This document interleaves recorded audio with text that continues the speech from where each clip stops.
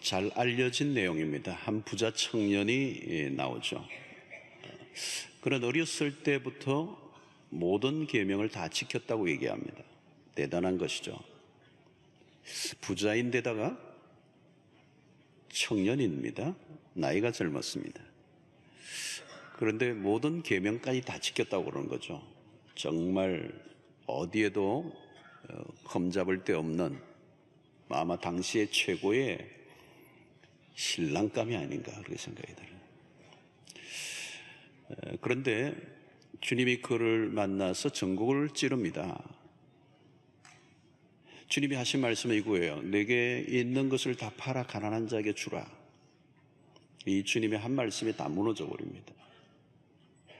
22절을 보면 그 사람은 재물이 많은 거로 이 말씀으로 인하여, 이 말씀은 지금 조금 전에 하셨던 말씀이에요. 내게 있는 것을 다 팔아 가난한 자에게 주라라고는 이 말씀으로 인하여 슬픈 기색을 띠고 근심하여 가니라. 이 청년은 이 이후로 안 돌아온 것 같습니다. 갔어요. 이 당시 율법주의 한계를 보여주죠. 자신은 완전하다고 생각했지만 주님의 관점에서 보면 어림도 없어. 이어 부자 청년이 떠난 후 주님께서 제자들에게 재물에 관한 교훈을 가르쳐주고 계십니다. 아마도 주님과 부자 청년과의 대화 속에서 제자들이 온전히 깨닫지 못한 것 같아요. 23절을 보면 예수께서 둘러보시고 제자들에게 이르시되 재물이 있는 자는 하나님의 나라에 들어가기가 심히 어렵도다 하시니. 제자들이 이 말씀을 들을 때 깜짝 놀랐습니다. 왜 놀랐는가 하면 제자들이 그동안 회당에서 들었던 메시지와 너무 달랐기 때문입니다. 대체로 바리새인들은 불을 하나님의 축복의 증표로 보았기 때문에 그렇습니다. 자, 주님은 재물에 대해 이렇게 강도 높은 표현을 하셨는데 그 이유가 무엇일까요? 그 물질의 파워 때문에 그렇습니다. 돈에는 괴력이 있습니다. 괴력. 돈은 그냥 돈이 아닙니다. 돈은 사람들의 마음과 행동을 지배하는 강력한 힘을 갖고 있습니다. 마태복음 6장 24절에 한 사람이 두 주인을 섬기지 못할 것이니 혹 이를 미워하고 저를 사랑하거나 혹 이를 중히 여기고 저를 경히 여깁니다. 너희가 하나님과 재물을 겸하여 섬기지 못하느니라. 주님이 하나님과 재물을 대조하신 것에 주목해야 합니다. 누가 나의 주인인가? 하나님과 맞먹으려고 하는 또 다른 신이 있는데 그것이 재물이라는 것입니다. 그것을 우리는 맘몬이라고 하는 맘몬. 맘몬은 거짓 메시아입니다. 역사 이래로 맘몬은 가짜 신이지만 진짜 신처럼 군림하고 있습니다.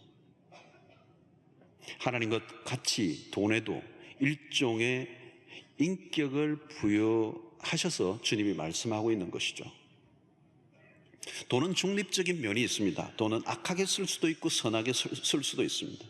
가치 있는 곳에 사용할 수도 있고 악을 도모하는 일에 쓸 수도 있습니다. 그러나 중립적으로만 생각하는 것은 아니란 태도라는 것입니다. 돈은 악한 영향력 쪽으로 흘러갈 가능성이 더 많습니다. 우리의 타락한 본성과 만날 때 돈은 쉽게 타락을 부추기는 것입니다. 주님은 하나님과 재물 중 하나를 선택하라고 말씀하십니다. 돈은 영적인 세력이고 하나님을 대적하는 힘으로 보신 것이죠. 그래서 중립지대를 주님은 허용하지 않으셨습니다. 돈을 가지면 가질수록 위험성도 높아지면 돈은 우리의 타락한 본성과 만나면 어디로 튈지 알 수가 없습니다. 오늘날 세상에 돈이 있으면 안 되는 것이 별로 없습니다. 하나님의 나라의 가치를 추구하지 않는 사람들의 입장에서 보면 돈은 그의 절대적인 힘을 가집니다. 그야말로 돈은 전능자입니다. 찬양 가사를 바꾸면 전능하신 나의 뭉칫돈은 능치 못함 전혀 없네. 전능하신 나의 주 하나님은 능치 못하실 님처럼. 그 가사를 좀 바꿔봤어. 시편 23편을 패러디하면 돈은 나의 목자시니 내게 부족함이 없으리로다. 물론 돈에 대한 긍정적인 면이 없는 것은 아닙니다. 물질로 주님을 기쁘시게 할 일들을 할 수 있습니다. 돈이 사람을 살릴 수 있습니다. 아프리카의 약 하나로 생명을 살릴 수 있습니다. 그러나 긍정적인 면으로서의 돈을 추구하는 것마저도 유혹이 널려 있다는 것을 놓치면 안 됩니다. 처음에는 욕심 없이 순수하게 시작했지만 나중에는 흙길로 빠진 사람들이 한둘이 아닙니다. 바울은 돈을 사랑함이 일만 악의 뿌리가 된다고 그랬어요. 유명한 독일의 저항 목사인 디트리트 본 히퍼 목사는 우리의 마음에는 모든 것을 포용하는 하나의 헌신만을 위한 방이 있으며 돈은 우리의 마음을 우리는 한 주인에게만 메어 달릴 수 있을 뿐이다. 돈은 우리의 마음을 사로잡는 힘, 영적인 힘이 있습니다. 물질의 힘은 결코 만만하게 보아서는 안 된다는 것입니다. 예수님께서는 내 보물이 있는 곳에 내 마음도 있다고 말씀하십니다. 내 마음이 있는 곳이 어디냐? 무엇이 나의 안정감인가? 우리가 무엇 때문에 가장 많이 염려하고 근심하는가?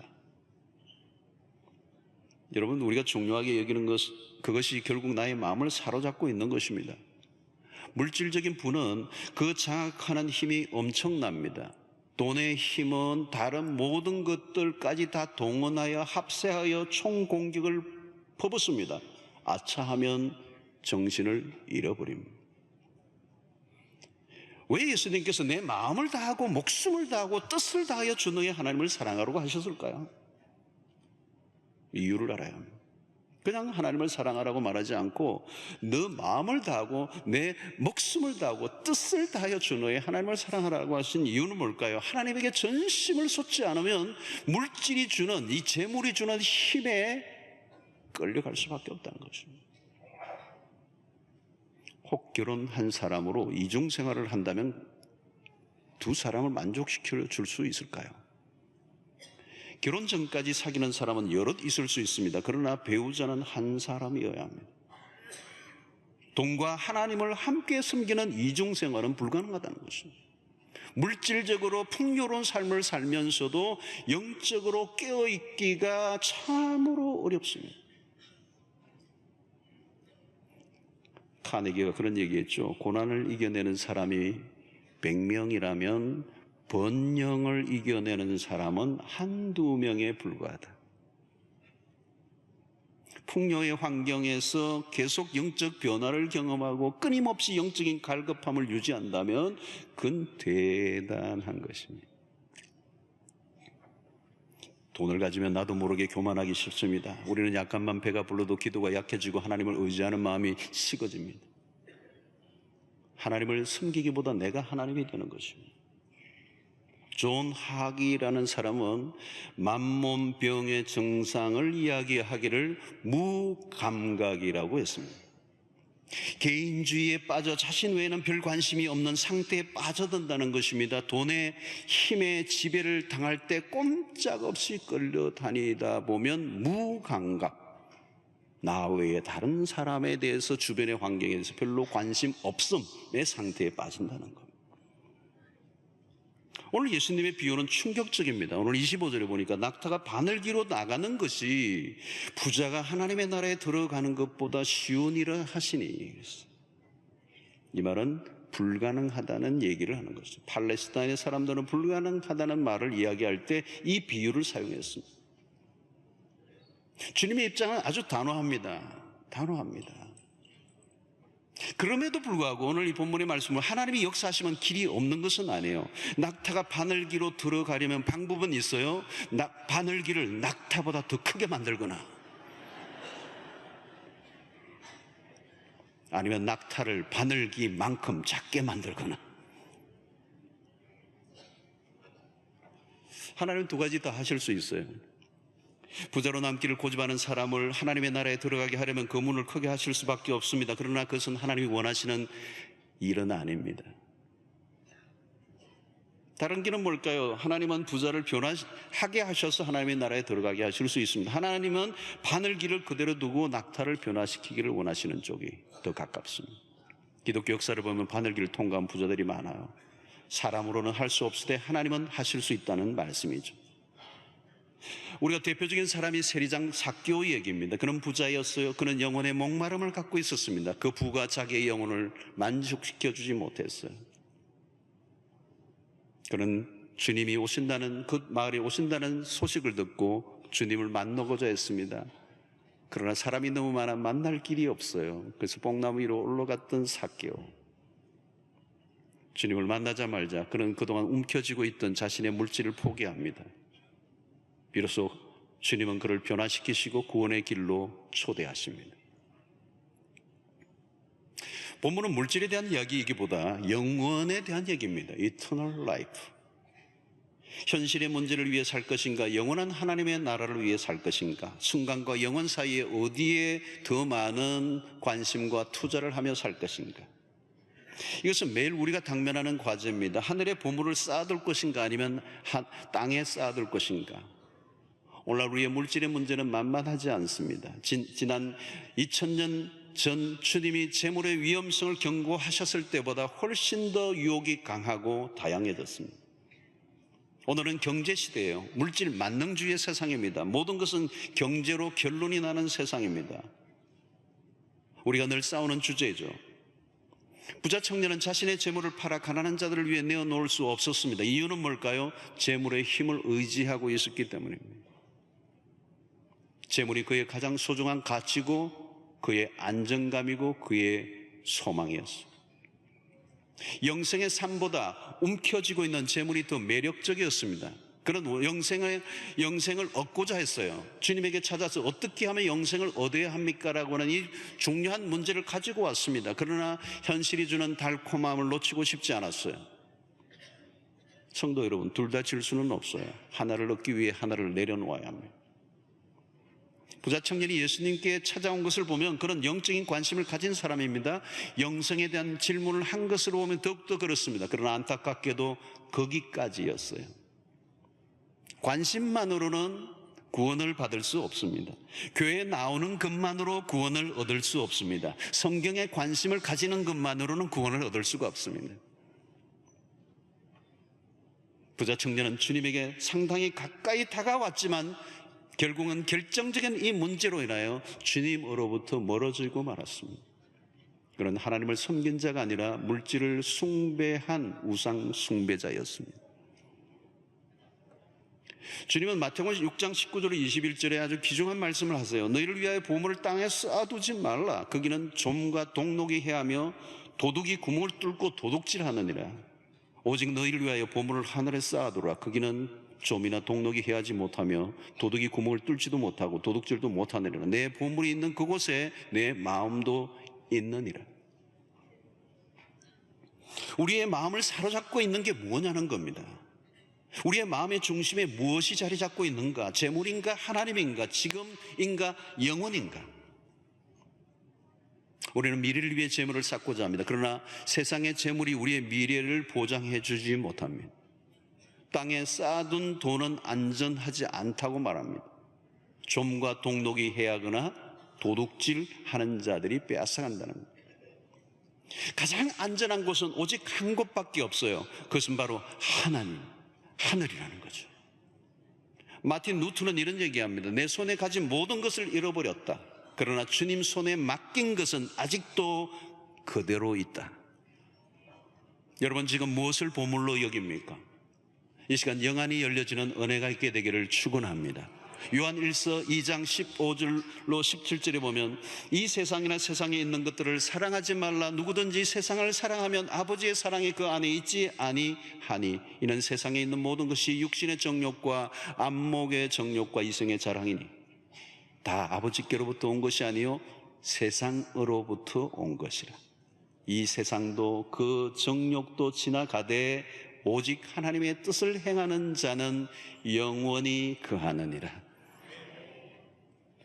여러분, 이 세상의 모든 것은 다 사라진다는 거죠. 영원한 것은 없다는 것입니다. 지상의 일시적인 삶과 영원은 비교조차 안 됩니다. 그런데도 우리는 육신의 정욕과 안목의 정욕과 이상의 자랑에 매달립니다. 영원하지 않는 것은 우리가 아무리 붙들어도요 우리 곁을 떠나게 됩니다. 사람들은 자신이 의지한 것에 배신을 당하게 되겠습니다. 주님의 결론은 오늘 이 말씀에서 가서 내게 있는 것을 다 팔아 가난한 자들에게 주라. 그리하면 하늘에서 보화가 내게 있으리라. 여러분, 우리는 돈을 사용하는 것을 보면 그의 가치관을 알 수가 있습니다. 돈은 우리의 가치를 잘 알려주는 도구입니다. 우리가 무엇을 경배하는가 하는 것입니다. 하나님을 예배하는 자, 세상을 숭배하는지 돈의 출처를 보면 알 수가 있습니다. 돈을 사용하는 것을 보면 내가 어디에 속한 자인가를 잘 드러냅니다. 세상에 속한 자인가, 하나님의 나라에 속한 자인가. 가끔 우리는 돈 쓰는 재미가 솔솔하다 그런 얘기를 들어요. 돈 쓰는 재미. 엄밀히 말하면 돈 쓰는 재미가 아니라 돈 쓰는 쾌락입니다. 쾌락이란 뭘까요? 순간적인 만족입니다. 그리고 결코 채워지지 않아 또 목이 마른 것이 쾌락입니다. 소비하기 위해서 돈을 벌어야 하고 돈을 벌어야 소비하는 구조는 이미 돈이 주인이 된 삶입니다. 그런 구조에 한번 말려 들어가면 영적인 삶을 살기 어렵습니다. 돈이 마음을 지배하는 순간 영적인 열기와 영적인 갈망은 사라져버립니다. 한순간도 경계의 시선을 놓치면 안 되는 것이 재물에 관한 것입니다. 재물이 얼마나 쉽게 하나님으로부터 멀어지게 하는지 모릅니다. 물질을 향해 마음이 기울어지는 순간 급속하게 우리의 영적인 관심은 무너집니다. 아담과 하와가 선악과에 주목하는 순간 하나님은 보이지 않아요. 돈이 얼마나 쉽게 영혼을 무디게 만드는가를 알려주는 것입니다. 하나님에게로 쏟을 마음이 물질로 새어 나가면 영적인 삶은 공격을 받게 되고 결국 마침내 영혼을 잃어버리게 된다는 것입니다. 성도 여러분, 돈은 우리의 영혼을 만족시켜주지 못합니다. 우리의 육체를 만족시킬 수는 있을지 몰라도 영혼은 결코 만족시켜주지 못합니다. 인간의 욕구는 채우면 채울수록 더 목이 마릅니다. 빌립보서 3장 19절에 얘기합니다. 그들의 마침은 멸망이요 그들의 신은 배요, 배, 이 배, 스토막. 그 영광은 그들의 부끄러움에 있고 땅의 일을 생각하는 자. 그들의 신이 뭐라고요? 배라는 거예요. 이 배. 이 배가 너무 커요. 아무리 채워도 만족을 못해요.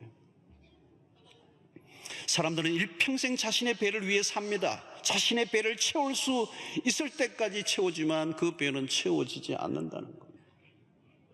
삭개오는 누구입니까? 세리장이에요. 로마의 식민지하에 있는 유대 땅에 유대인이 세리장으로 있다는 얘기는 그 동족의 등을 쳐서 가능하면 많이 돈을 긁어내어 자신의 부를 축적하기 위해서 살았던 사람이에요. 자기 동족으로부터 유대인의 관점에서 보면 삭개오는 인간도 아닌 거죠. 인격의 파탄이 일어난 사람이죠. 동족의 그 고통을 가하게 해서 돈을 받아 로마에 납부하고 자기가 착취하는. 돈만 얻는다면 모든 것을 다 잃어버려도 상관없는, 자기의 동족의 모두가 자기를 향하여 욕을 쏟아부어도 상관없는 거예요. 왜? 내 삶의 목적은 돈이기 때문에. 여러분, 돈이 사람을 그렇게 만들어요. 무서운 것입니다. 돈이 우상이 되면 눈에 보이는 게 없어요. 판단력이 무뎌집니다. 자신에게 무슨 일이 일어나고 있는지를 스스로 분별하고 깨달을 수 있을 수 없는 상태에 빠지고 마는 거죠. 성도 여러분, 물질에 대한 바른 태도는 하나님이 주시는 만큼 만족하고 감사하며 사는 것입니다. 하나님 안에서의 만족을 경험해야 합니다. 여러분, 우리의 만족은 세상이 줄 수 없어요. 하나님만이 만족을 줄 수 있고 그 하나님을 대신할 수 있는 것이 이 세상에는 존재하지 않는다는 것입니다. 바울은 빌립보서 4장 18절에 이런 얘기를 해요. 내게는 모든 것이 있고 또 풍부한지라 지금 여러분 지금 감옥 안에서 이 얘기를 하고 있어요. 지금. 에바브르디도 편에 너희가 준 것을 받음으로 내가 풍족하니. 여러분 감옥 안에 있는 사람이 무엇을 가졌기에 모든 걸 가졌다고 고백합니까? 성도 여러분, 하나님 안에서 만족한 삶을 살면 가지고 싶은 것이 현저히 줄어들어요. 세상에 끌어당기던, 옛날에 나를 끌어당기던 것들이 다 힘을 잃어버리고 말아요. 하나님이 주시는 만족감이에요. 세상에 그 옛날에 좋던 것들에 대한 흥미가 없어요. 없어져 버려요.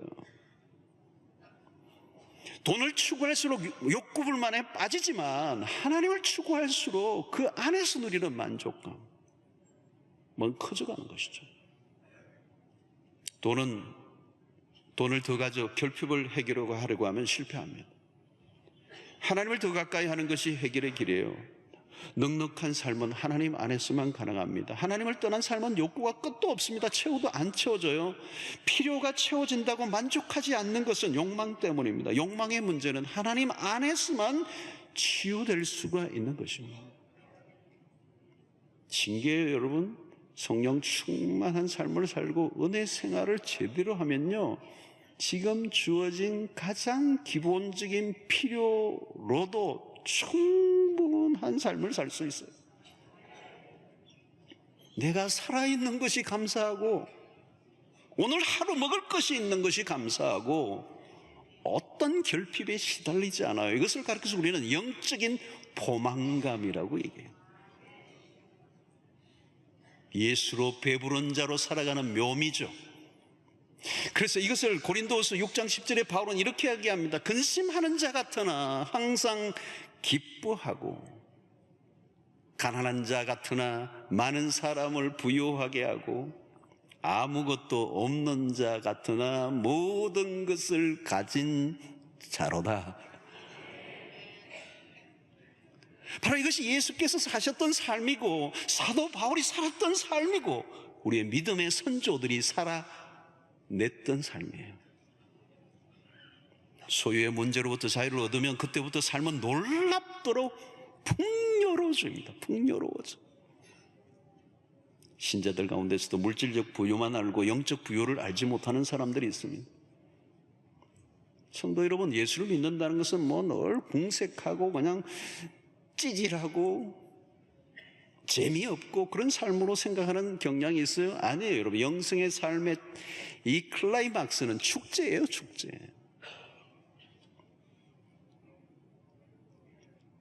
가나의 혼인잔치집에서 예수님이 물이 포도주 되게 하신 사건도 보면 너무 멋있어요. 여러분, 잔치에 초대하고 싶은 분이 예수님이셨어요. 그게 참여하셨어요. 잔치가 무르익어갈 때 포도주가 떨어졌는데 그 어머니가 와서 포도주가 떨어졌다니까 그 물동이에 있는, 우리 입구에 있는 물동이에 다 막 그냥 가득 채워서 포도주가 되게 하신 거예요. 웬만큼 다 먹고 이제 뭐 어느 정도는 다 잔치가 진행되지 않았겠어요? 근데 예수님은 더 먹어라 그러고 막 완전히 그냥 아구까지 채운 그 물들을 다 포도주로 만들어가지고 근하게 한잔하게 하셨어요. 포도즙이 아니에요. 어떤 분은 포도즙이라는 포도주예요, 여러분. 오늘 우리는 포도즙을 먹었어요. 포도주. 예, 포도주를 안 하는 이유는 뭘까요? 주로 술 드시는 분들이 그러더라고. 성찬때 한 잔 마시더니 이러더라고. 그거 안 되는 거예요. 옛날에 그 추억이 일어나가지고.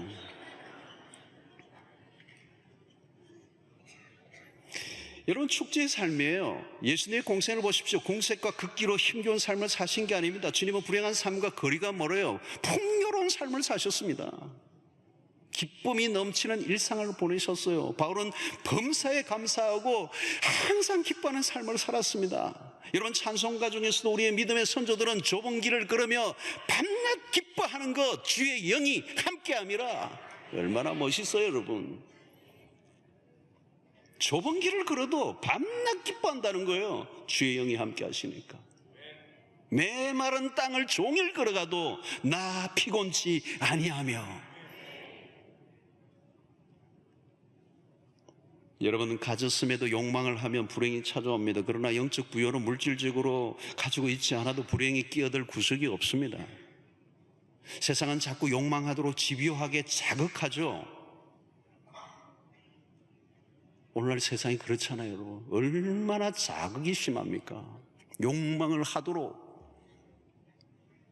근데 세상의 사람들은 그 욕망을 자극하는 그 자극을 이겨낼, 그것을 차단할 능력이 없어요. 그러니까 물질주의 세상에서 우리가 물질과 싸워 이길 능력이 세상에는 없는 것이죠. 때로는 금욕주의자들이 노력을 해봤지만 실패했습니다. 무조건 금욕하고 극기하는 것만이 해결책이 아닙니다. 욕망을 억제함으로 욕망을 해결할 수가 없어요. 실존하는 돈을 그냥 무시한다고 해결되는 일은 아닙니다. 우리에게 하나님 안에서 이길 능력이 주어졌습니다. 영적인 복이란 하나님 안에서 누리는 만족과 기쁨과 평강을 소유한 삶입니다. 이런 것은 돈으로 결코 얻을 수 없는 것입니다. 바울은 그 비밀을 깨달은 자요. 이전에 붙들고 자랑했던 것들을 모두 배설물로 여겨버렸습니다. 자유를 얻었습니다. 이전에 유익하게 여겼던 것이 알고 보니 해로운 것이었다는 걸 발견하는 거죠. 물질로부터의 자유함은 더 많이 가짐으로 오는 것이 아니라 끝없이 섬기는 삶을 통하여 주어지는 것입니다. 잠언서에 지혜자의 기도가 있습니다. 잠언 30장 7절로 9절에 보니까 내가 두 가지 일을 주께 구하였습니다. 내가 죽기 전에 내게 거절하지 마시옵소서. 곧 헛된 것과 거짓말을 내게서 멀리 하옵시며 나를 가난하게도 마옵시고 부하게도 마옵시고 오직 필요한 양식으로 나를 먹이시옵소서.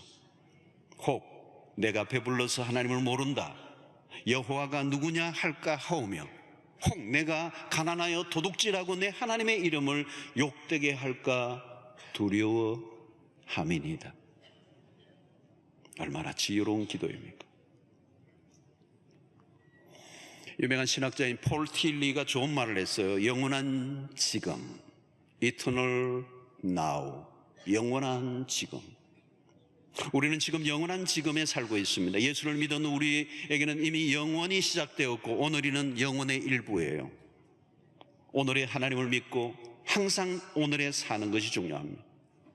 하나님의 부르심에 철저히 따르는 사람은 때마다 공급해 주시는 만나에 의지하고 살아갑니다. 오늘 내게는 하나님이 계시고 나에게 필요한 모든 것은 그분께 있습니다. 내일도 동일할 것입니다. 지금 나에게 있는 것을 족하게 여기고 영혼을 위해 부지런히 투자하십시오. 씨를 뿌리십시오. 선한 일에 부한 자로 살아갈 수 있게 되기를 바랍니다.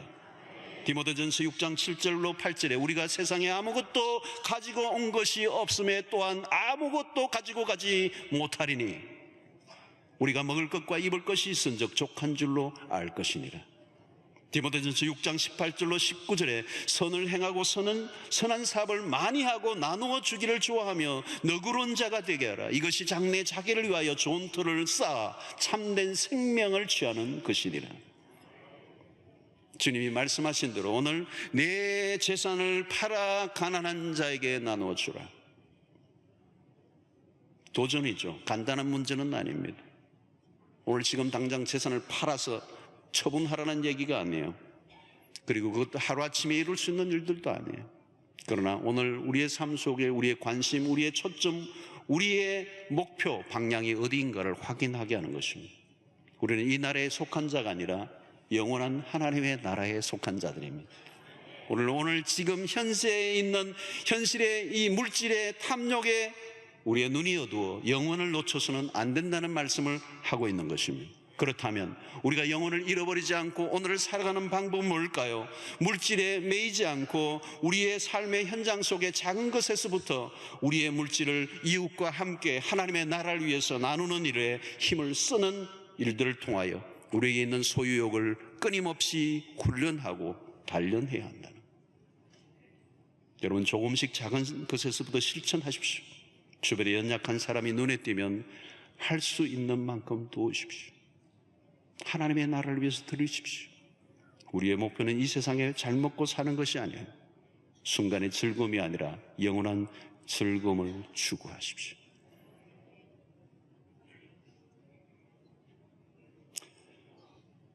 오늘 우리 일부회 때도 우리 원로 목사님에게 이 말씀에 딱 적합한 것을 하셨어요. 우리 원로 목사님 보니까 늘 이 안에 봉투가 하나 들어있어요.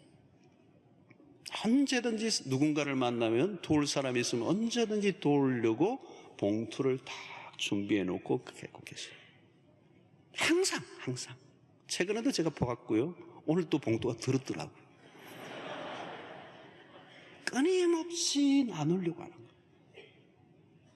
오늘 이 시대의 소유욕에 빠지지 않고 물질의 탐욕과 상관없이 끊임없이 나누시는 삶의 모습을 제가 가까이 보면서 참 많은 도전을 받아요.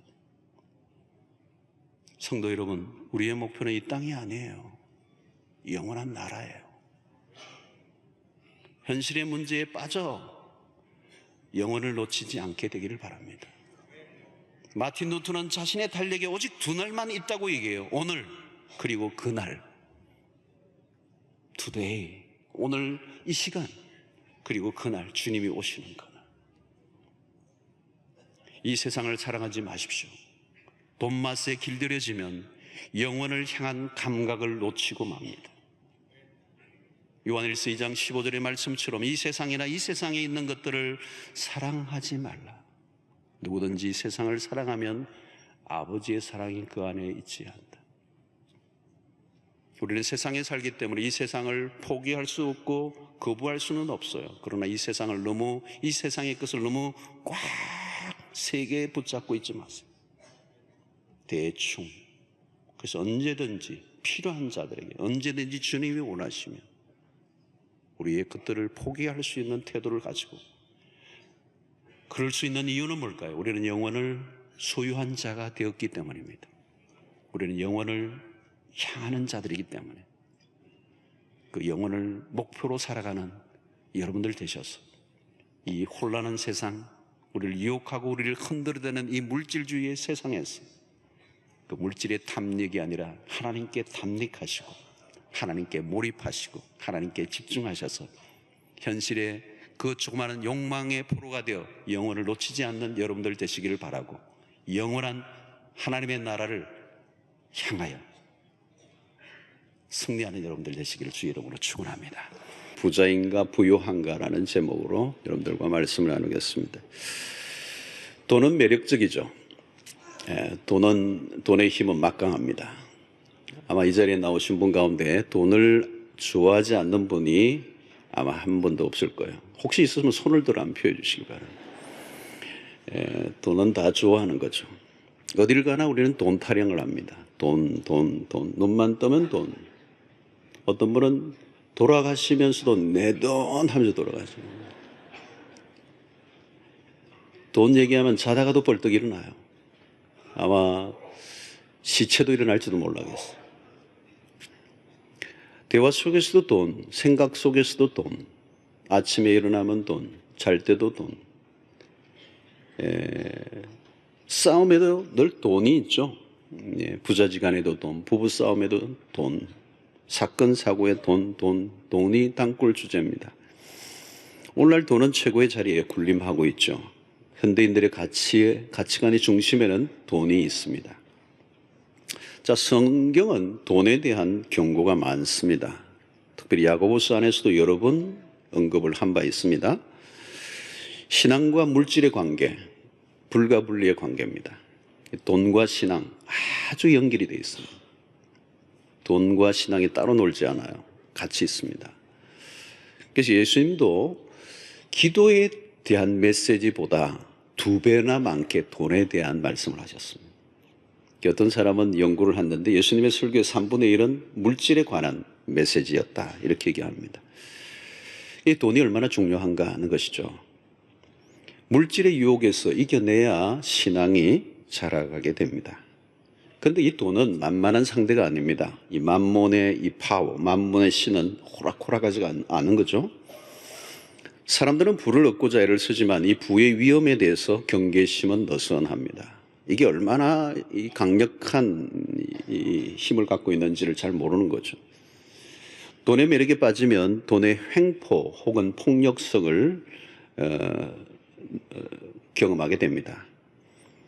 자, 물질의 위험은 부자나 부자가 아니거나 모두에게 적용이 됩니다. 재산 유무와 상관없이 물질의 유혹으로부터 자유로운 사람은 이 세상에 아무도 없어요. 흔히 돈은 중립적이다, 뉴트럴이다, 중립적이다 이렇게 말하지만 그렇지 않아요. 예수님이 하나님과 재물을 겸하여 섬길 수 없다 그런 얘기를 하셨는데 하나님과 재물을 이렇게 견주었단 말이죠. 이것은 하나님과도 같은 이 어떤 인격적인 힘, 마력이 있는 거예요. 그러니까 신적인 힘이 있다는 거예요. 이 돈이 신적인 힘이었어요. 하나님이 강력한 힘을 갖고 계시고 권세가 있는 것처럼 또 우리 인격적으로 파고들으시고 우리의 마음을 사로잡는 것처럼 돈도 똑같다는 거예요. 돈이 그냥 멍하게 돈으로 있는 게 아니라는 거죠. 이 돈은 굉장히 우리의 삶을 끌어당기는 마력이 있고 사람들의 마음을 한순간에 끌어당기는 신적인 힘이 있는 거예요.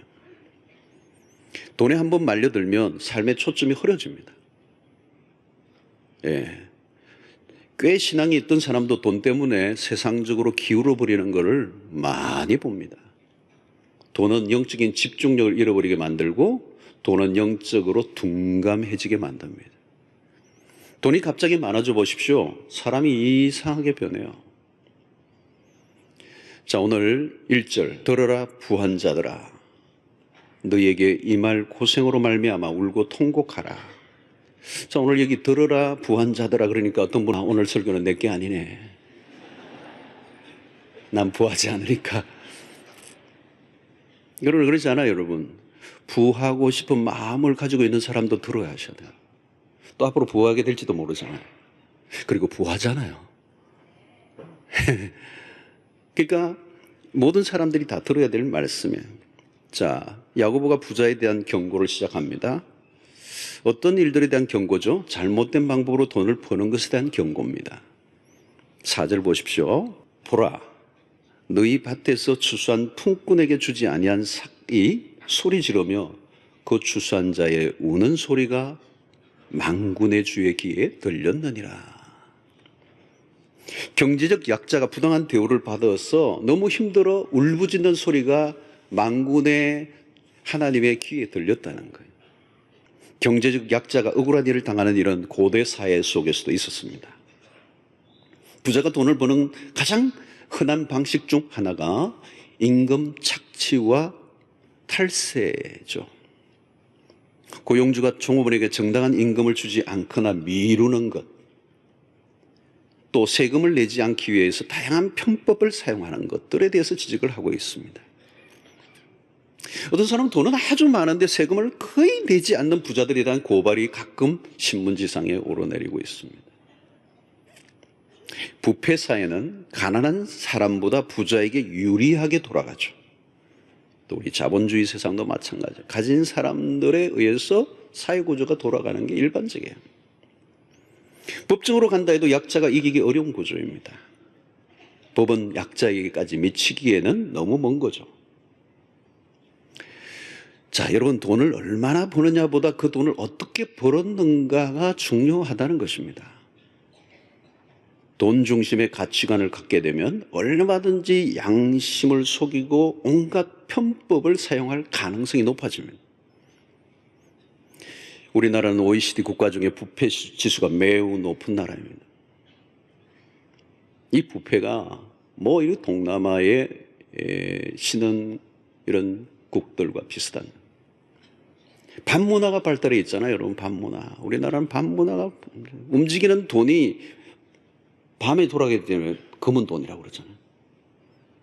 돈이 돈을 낳는 방식은 뒷거래를 통해서 이루어지는 것입니다. 가진 자들이 부정한 방법으로 특혜를 누릴수록 약자는 더 빈곤해지고 고통을 당하게 됩니다.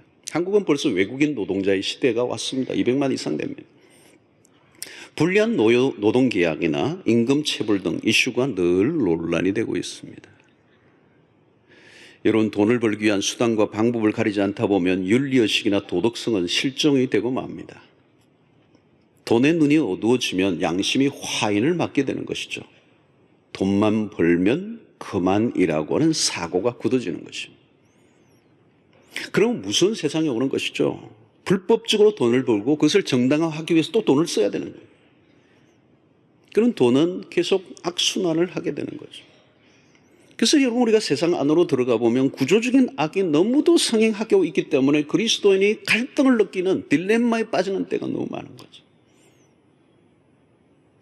자, 오늘 야고보는 우리에게 그리스도인은, 세상의 부자들은 그럴지라도 그리스도인은 정당하게 돈을 벌어야 한다. 돈을 얼마나 벌 것인가가 주제가 아니라 어떻게 벌 것인가. 고용주라면 정당한 임금을 주라. 약자에 대한 배려를 하라. 이런 말씀들입니다. 이것이 디테일적으로 우리의 현실 안으로 들어가면 매우 복잡한 여러 가지 계산들이 오고 가지만 큰 덩어리에서 우리 약자를 억압하고 약자의 약점을 이용하여 돈을 치부하는 악을 행해서는 안 된다는 것입니다. 윤리성이 결여된 돈이 문제입니다. 만약 그런 돈으로 헌금을 하면 그 검은 돈은 하나님이 받지 않으시죠. 물론 교회는 받습니다. 여러분들이 내면 받아요. 그러나 하나님은 안 받아요. 그리스도인은 자신이 가지고 있는 부에 대한 설명이 가능해야 합니다. 한국은 고위공직자 후보가 되어 청문회에 서기 전에 이미 잘못된 방식으로 모은 재산 문제로 인하여 낙마하는 경우가 많아졌어요. 그래서 요즘은 청구를 받아도 아예 고사를 하고 있기 때문에 하나의 고위공직자를 세우는 문제가 한국 사회에 굉장히 어려운 문제가 되었어요. 정상적이지 않는 방법으로 재산을 모았기 때문에 명예로운 자리를 앉을 기회를 놓쳐버리는 것입니다. 돈과 명예를 동시에 가지기는 어려워요. 하나를 선택하는 것입니다. 특별히 투기성이 있는 돈을 조심해야 되는 거죠. 한꺼번에 돈을 벌려고 하면 유혹에 넘어갈 가능성이 있는 것입니다. 가끔 로또나 도박을 하는 교인이 있다는 고급 정보가 있습니다. 단기 고소득 위험한 것입니다. 무엇보다도 그런 아주 빠르게 고소득을 얻고자 할 때는 그 마음에 밀려오는 그 돈에 대한 과도한 욕망은 위험한 불길이죠. 여러분, 도박이 우리 사회도 매우 성행하고 있습니다. 마카오를 가지 않아도 우리 사회 안에 곳곳에 도박이 성행하고 있죠. 사람들이 의외로 로또를 많이 사요. 여러분, 도박의 정설은 뭐냐? 대부분 돈을 잃습니다. 따도 불행해집니다. 돈벼락을 맞으면 좋을 것 같아도 그 벼락은 돈벼락이나 진짜 벼락이나 비슷한 거예요. 인생을 파괴시키는 것입니다. 잠언 28장 20절을 보십시오. 속히 부하고자 하는 자는 형별을 면하지 못하리라. 그리고 이런 성경이 있다는 걸 아셔야 됩니다. 줄을 꺼 놓으셔야 돼요. 속히 부하고자 하는 거 위험한 거예요, 여러분. 땀 흘려 번 정당한 돈이 아니면 진정한 의미에서 그것은 내게 아니에요. 정직하고 성실한 소득을 얻고 땀 흘려 버는 성실함이 필요하다는 것입니다. 경제적 사회 속의 돈은 항상 유혹 중의 유혹입니다. 돈 없으면 아무것도 할 수 없죠. 여러분, 오늘 또 교회 오는 것은 돈이 필요한 거죠. 지하철을 타든지 버스를 타든지 승용차를 타고든지 돈이 필요한 것입니다. 그런데 이 돈은 우리의 영혼을 한순간에 흔들어 놓고 하나님으로부터 멀어지게 할 위력이 충분히 있는 것입니다. 돈의 눈이 어두워지면 사람이 맛이 가버려요. 하나님이 희미한 거예요. 하나님인지 돈인지. 여러분, 영어도 보면 골드와 갓이 비슷해요. 갓인지 골드인지. 눈이 어두우면 헷갈려요. L자만 빼버리면 갓이고 넣으면 골드고. 여러분, 신자는 정당하게 돈을 벌려고 하고 편법을 거부해야 합니다. 믿음을 따라 살고자 하면 당연히 수입의 영향을 받을 가능성이 높아지는 거예요. 그러니까 신자는 신앙적인 손해를 볼 것인가 물질적인 손해를 볼 것인가 이 두 사이에서 딜레마에 하나를 선택해야 되는 거예요. 이것도 손해 안 보고 이것도 손해 안 보고 그런 거 없어요, 여러분. 물질적으로 손해를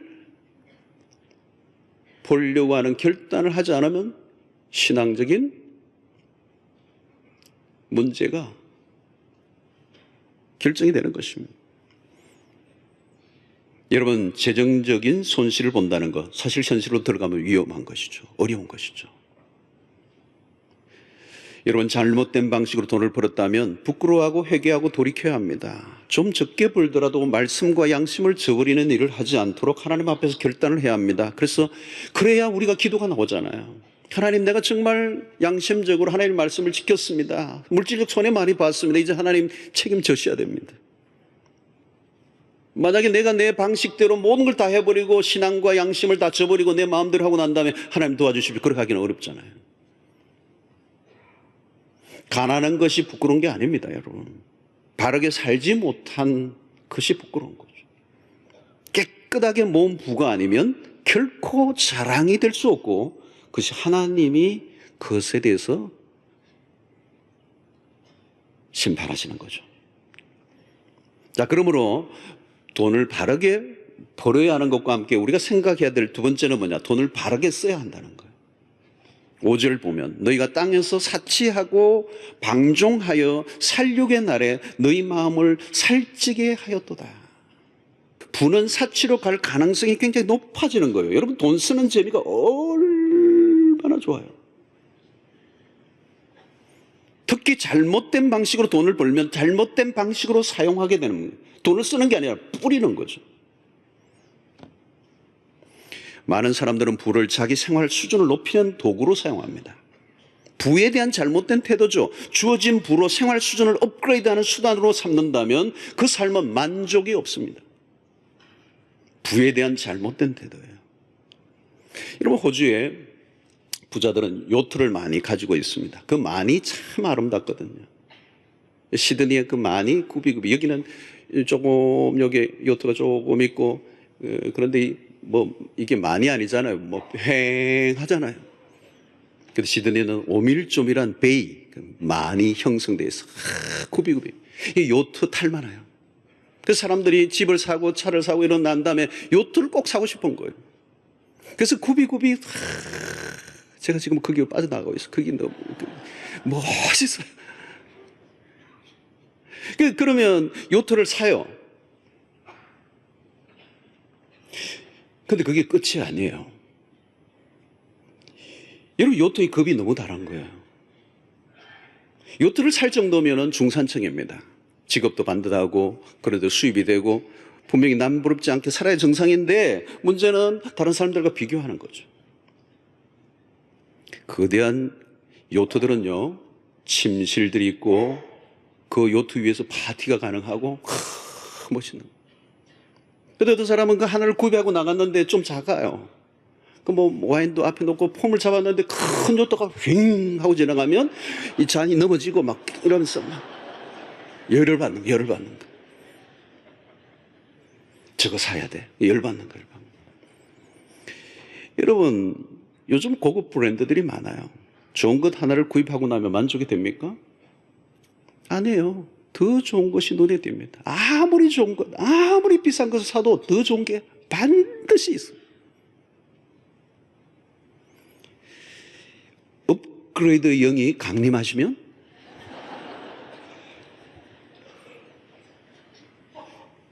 무서운 거예요, 여러분. 무서워요. 그 영이 임하면 무서운 거예요. 돈은 방종과 사치의 삶으로 빠질 가능성이 높습니다. 현대 상업주의는 죽도록 일한 당신은 이것을 가질 자격이 있다, 누릴 특권이 있다, 이렇게 꼬드기는 거예요. 우스갯소리로 성공한 남자는 누구냐? 자기 부인이 쓰는 것보다 많이 버는 사람. 근데 이 아내가 끝도 없이 선단 말이죠. 막 긁어댄다는 말이에요. 그러면 성공한 여자는 누구인가? 그런 남자를 붙잡은 여자가 성공한 사람. 여러분, 기업의 상술은 인간의 사치를 부추기죠. 욕망을 자극하는 거예요. 현대의 이 광고 매스미디어는 욕망을 자극하는 거예요. 디자이어가 막 일어나게 하는 거예요. 자본주의 세상에서 사치는 극에 달합니다. 사치가 얼마나 무서운가 하면요, 어마어마한 돈을 버는 사람인데도 파산한 사람들. 여러분, 할리우드의 스타인데 어마어마한 수입을 하는데도 빚에 시달린다는 기사가 난 적이 있잖아요, 여러분. 마이클 잭슨도 마지막에는요, 허덕였어요. 그렇게 어마어마하게 돈을 버는데도. 왜 그러죠? 돈을 쓰는 용량이 우리의 상상을 넘어서는 것입니다. 명품이라고 해도 우리가 아는 명품과 또 다른 차원의 명품이 있는 거죠, 여러분. 중동의 이 석유 산유국들, 그 왕가들 어마어마한, 여러분 잘 아시냐? 만수르. 돈이 너무 많은 거예요. 그래서 딸이 가출하려고 하는데 우스갯지만 가출하는데 1, 2년이 걸리는 거예요. 땅이 너무 넓어가지고.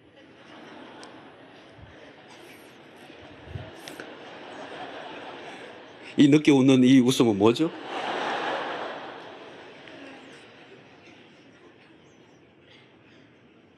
막스 베브는 자본주의의 주도적인 원리는 욕망을 충족시키기 위해 돈을 버는 것이다. 이 자본주의 한가운데는 뭐가 있어? 욕망을 충족시키기 위해서 돈을 버는 것이다. 그 돈을 가지고 뭐예요? 사치와 방랑을 하는 거예요. 날마다 멋있는 파티를 열고. 여러분, 욕망의 비위를 맞추기 시작하면 이 세상의 모든 걸 다 동원해도 채울 수가 없어요. 돈이 많아지면 돈으로부터 자유로워지나요? 아니요, 더 매여요.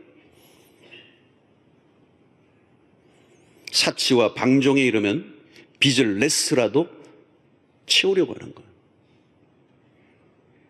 우리는 부채 사회에 살고 있습니다. 여러분, 돈으로부터 마음을 떼려고 하면 욕망의 문제를 해결해야 돼요. 근데 이 욕망의 문제는 우리의 힘으로 스스로 해결할 수 있는 주제가 아닙니다. 어떻게 해야 되죠, 여러분? 오늘 성경은 바로 쓰라는 거예요. 쓰라는 거. 정당한 방법으로 벌고 정당한 방법으로 쓰는 법을 익혀라. 정당한 방법으로 벌지 않으면 정당하게 쓰지 않고 돈을 버는 것보다 더 중요한 것은 돈을 쓰는 이 훈련이 되어야 된다는 거죠. 왜 돈을 버는지에 대한 목적이 분명하지 않으면 돈이 방향을 잃습니다. 그러면 그 돈은 이기적 목적을 위해 쓰여질 수밖에 없는 것입니다. 돈을 어디에 쓸 것인가?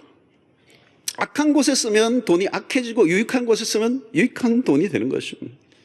오늘날 여러분, 물질을 어디에 쓰느냐가 세상을 바꾸는 데 중요한 역할을 합니다. 미국은 기독교적인 정신에 영향이 있는 것 같아요. 페이스북에 저커버그가 천문학적 숫자를 그 딸 돌을 기점으로 해서 기부를 했잖아요. 최근에도 또 굉장히 높은 액수를 조용히 기부를 많이 해서 이 도네이션의 문화가 굉장히 발달합니다. 이 기독교적인 정신이 그 안에 빼여 있는 거죠. 여러분, 빌 게이츠도 마찬가지잖아요. 빌 게이츠도 오래전에, 여러 해 전에 지금 리타이어를 해버려서 현직에 나왔어요. 그리고 빌 앤 멜린다 게이츠 펀드를 만든 거예요. 예. 워렌 버핏도 투자가도 이 빌 게이츠의 재단에 돈을 어마어마하게 기부를 한 거예요. 왜 워렌 버핏 당신이 그런 돈을 당신이 하는 좋은 일을 쓰면 될 텐데 왜 게이츠에게 빌에게 줬느냐? 나보다 더 돈을 잘 쓸 것 같았어. 여러분, 돈을 어디에 투자하느냐가 결정적인 것입니다. 그런 면에서 그리스도인들이 부에 대한 적극적인 태도가 필요합니다. 좋은 곳에 많이 쓰면 사회가 건강하고 밝아지는 거죠. 개인주의적인 사람들은 가장 미련한 일은 물질을 모으기만 하는 거예요. 가진 것을 자랑하는 거예요. 여러분, 개인만 생각하고 돈을 축적하는 것은 축복이라고 말할 수 없습니다. 쌓은 물질은 어떻게 되죠?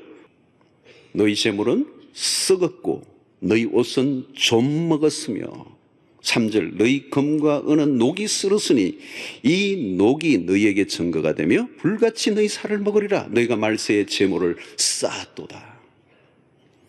예수님도 마태복음 6장 19절에 너희를 위하여 보물을 땅에 쌓아두지 말라. 크기는 좀이나 동록이 하여 도둑이 구멍을 뚫고 도둑질을 하느니라. 무슨 말씀입니까, 여러분? 물질의 유한성이에요. 물질의 일시성이라는 거죠. 돈을 아무리 꼭꼭 사둬도 새 나가는 거예요. 어느 순간인가 나도 모르게 돈은 새 나가게 돼 있어. 법적인 문제가 생기기도 하고, 건강의 문제가 생기기도 하고, 사기 사건에 휘말리기도 하고, 무슨 보증의 문제 일어나기도 하고. 돈이 희한하게 새 나간다는 거예요. 너희 재물은 썩었고 너희 옷은 좀 먹었다는 거예요. 금과 은은 녹이 쓸었다는 거예요. 여러분, 요즘은 돈의 개념이 이전과 많이 달라졌습니다. 우리는 내 돈을 은행에 맡겼다고 해서 내 돈이 화폐로 은행의 금고 속에 차곡차곡 쌓여 있다고 생각할지 몰라요. 아니에요. 요즘은 크레딧이라는 방식으로 우리가 다 쓰고 있잖아요. 단지 부호로 표기된 채 각자의 특정한 계좌 번호에 숫자로 있는 거예요. 자, 이것 때문에 돈의 이동이 아주 쉬워졌습니다. 부호로 표기되어 있는 거예요. 숫자예요. 그리고 그것이 어떻게 이동될지, 어떤 때는 오늘날은 뭐 버튼 하나로 클릭 한 번만 하면 이 액수가 여기서 저기로 막 옮겨 다니고 있는 거예요. 돈은 실물이 아니고 내가 받아서 그 돈을 직접적으로 페이를 하고 현실에서 뭐를 사고 하는 가치의 유통이 일어날 때 돈은 돈으로서의 가치 발생이 일어나는 거지, 그냥 있으면 그거는 그냥 숫자예요. 숫자 부호예요. 그러니까 나도 전혀 한 번도 손대지 못한 상태 속에서 어디론가 사라지고 어디론가 가고 뭐 자식이라도 빠지고 사기를 당하고 뭐 별일이 다 일어나는 거예요. 전 세계가 하나로 연결되어 있어요. 버튼 하나로 돈이 마음대로 돈을 숫자로 옮겨 다니는 거예요. 숫자로. 그러므로 여러분, 성경적인 관점에서 지혜로운 재테크는 어떤 것인가? 모으는 것이 재테크가 아니라 필요한 곳에 그 돈을 사용함으로 가치가 발생하게 하는 게 재테크예요. 그러니까 돈이란 사용할 때 비로소 가치를 발생하는 거란 말이죠. 쓸 때 비로소 돈이라는 말이죠. 돈은 가치 있게 잘 쓰는 부자가 진짜 부자라는 것입니다.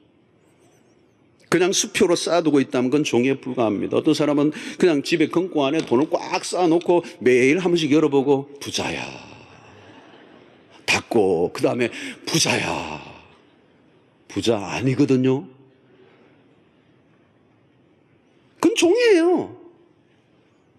은행에 아무리 있어도 그는 숫자에 불과해요. 기호로만 남아있어요. 100불짜리를 100여로 만들어 베고자 하면서 나는 부자야, 그런 사람은 부자가 아니에요. 어느 노숙자가 입원을 했어요. 간호사들이 보따리를 살펴봤더니 뭉칫돈이 나왔어. 실제로 있었던 얘기입니다. 액수가 수천만 원. 그것을 꽁꽁 사두고 베개를 하고 길거리에 베고 잔 거예요. 이름은 노, 성은 노, 이름은 숙자씨가. 여러분, 그러다가 죽으면 끝나는 겁니다. 들고 다닌다고 고생만 하고 훔쳐갈까 잠 못 자고 손해만 본 거예요. 사용하지 않은 돈은 가치가 없습니다. 사용할 때 가치가 발생합니다. 이 단순한 논리를 우리는 이해하지 못해요. 이런 돈은 있는데 가난하게 사는 사람들 많아요. 부자인 것과 부유하게 사는 것은 전혀 다른 겁니다. 어떤 분은 부동산이 꽤 있는 분이 있어요. 제가 아는 분이에요. 꽤 멀리 살아요. 너무 꼬질꼬질하게 살아요. 현금이 없어요. 부동산은 많은데 현금이 없더라고. 근데 내가 얻어먹고 막 다 눈치 보고 꼬질꼬질하게 살아요. 일명 땅 부자예요. 난 땅 부자가 뭔지 모르겠어요. 전혀 자기의 삶과 상관이 없는 거예요. 예. 그게 언제 누구의 손에 넘어갈지도 몰라요. 되게 자녀에게 유산으로 상속되는데 자녀들의 불행에 일조하는 거죠. 땀 흘려 번 돈이 아니면 축복이 안 되는 거죠. 왜 그런 불상사가 일어납니까? 재산이 있는데 그 재산을 재테크할 능력이 없는 거예요. 재테크. 돈만 가진 부자이지 그 부를 어떻게 가치를 정대화시킬 것인가에 대한 능력이 전혀 없는 거예요. 이게 기가 막힌 얘기입니다.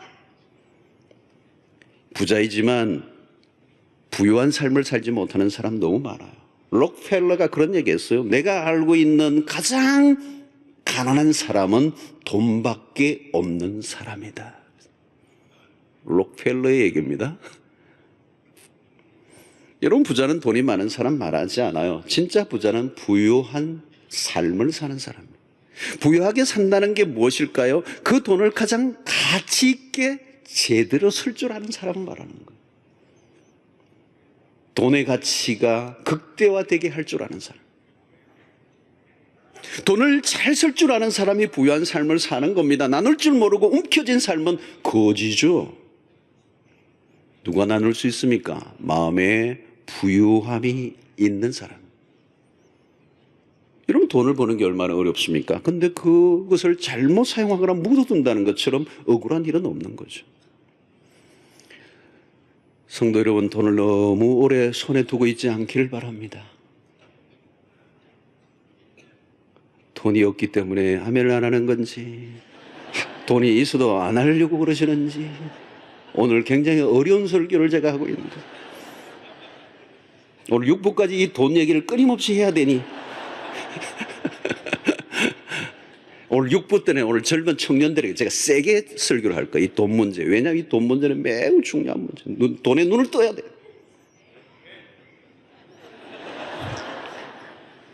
가급적 빨리 유통을 해야 돼요. 여러분, 지혜가 뭐냐? 돈을 유통하는 거예요, 여러분. 좋은 일을 위해 적극적으로 사용하는 거예요. 미루다가 아예 기회가 없는 거예요. 그건 내 돈 아니에요, 미루면. 나중에는 하고 싶어도 할 수 없는 순간이에요. 어떤 분 그러더라고요. 내가 막 사업이 막 크게 일어날 때는 뭐 수백억이 왔다 갔다 했대요. 뭐 100억 탁 떼도 막 걱정 없을 정도로 했대요. 그때 헌금을 했어야 되는데. 이젠 지나가면 소용없는 거잖아요. 여러분, 인생도 여러 등분을 해보면 벌 때가 있고 쓸 때가 있는 것 같아요. 벌 때 벌고 쓸 때 쓰는 거, 그게 인생입니다. 모두가 다 돈을 많이 벌 수 있는 것도 아니에요. 돈 버는 것도 일종의 재능인 것 같습니다. 잠언서에도 그런 말씀이 있습니다. 돈 버는 능을 주셨나니. 그러니까 하나님이 어떤 사람에게는 돈을 버는 능을 주셨다는 거예요. 여러분, 돈 버는 사람을 보면 그런 사람들은요, 돈이 보이는 거예요. 오, 가고 있어요. 입구에서 이렇게 하는 거예요. 시간이 없어서 다 돈을 못 버는 거예요. 그런데 어떤 분은 돈을 못 버는 능을 받은 분이 계세요. 안 되는 거예요, 안 되는 거예요. 하는 대로 안 되는 거예요. 그것도 능이에요. 여러분, 자기에게 주어진 분복이 있습니다. 물질을 못 받았으면 어때요? 또 다른 재능이 있을 거 아니에요, 여러분. 그걸 가지고 내가 주어진 것을 가지고 하나님을 받은 것을 나누는 거예요. 하나님의 나라를 위해서 나누는 것입니다. 내가 움켜쥐고 있지 말라는 거예요. 그러므로 물질을 나누는 게 관건입니다. 그러려고 하면 욕심을 줄이고 적당하게 사는 법을 배워야 합니다. 사치와 연락을 경계하라는 겁니다. 돈을 가졌어도 자기를 위해서 적당히 사용하라는 거예요. 돈이 많다고 마음껏 쓰는 게 아니라 돈이 많아도 적당하게 쓸 줄 아는 이 절제. 자기가 쓰고 싶은 대로 다 쓰면 나눌 게 없잖아요. 결국 하나님이 보시는 것은 물질에 대한 우리의 태도입니다. 돈이 자신에게로 기울어져 있는가 아니면 하나님의 나라와 이웃에게로 기울어져 있는가. 조금만 여윳돈이 생기면 내가 무엇을 하려고 하는지를 보면 그 사람이 누구인가가 보여지는 겁니다. 돈과 싸워 이기는 길은 돈을 자기를 위해 쌓아두지 않는 것입니다. 여러분, 돈이 주는 독성을 해독하는 길은 나눔이에요. 나눔. 하나님을 위해 드리고 이웃을 위해 사용하는 것이 가장 좋은 길인 것입니다. 내가 가진 물질들을 드리고 베푸는 것은 생각보다 어려운 것입니다. 그래서 초대교회 성령이 강하게 임하실 때 이기심이 해체되고 샬롬의 공동체가 이루어졌습니다. 성도들이 자신들의 재산을 팔아 가난한 사람들에게 나누어 주는 그런 일들이 일어났죠. 성령의 강한 역사가 일어나니까 가능한 일입니다. 여러분, 은혜를 받아야 주머니가 열려요. 은혜를 안 받으면 이 주머니가 열리지 않아요.